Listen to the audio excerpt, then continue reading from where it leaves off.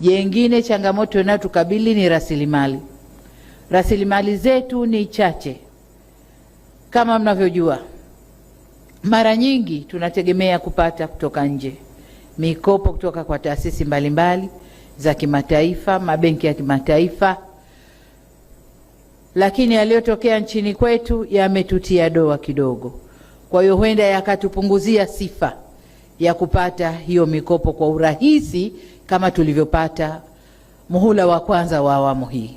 Muhula wa kwanza wa awamu hii tulikuwa tunapata sana kwa sifa zetu, kwa msimamo wetu, kwa kazi tunavyofanya, lakini doa tulilojitia huenda likaturudisha nyuma. Kwa maana hiyo, tuna kazi ya kutafuta fedha humu ndani, kutumia rasilimali zetu alizotupa Mungu.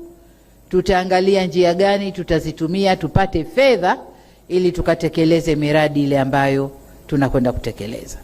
Kubwa zaidi, awamu ya pili, muhula wa pili wa awamu ya 6, tutaanza kufanya miradi wenyewe, alafu mashirika yatatukuta njiani, tutakwenda nao.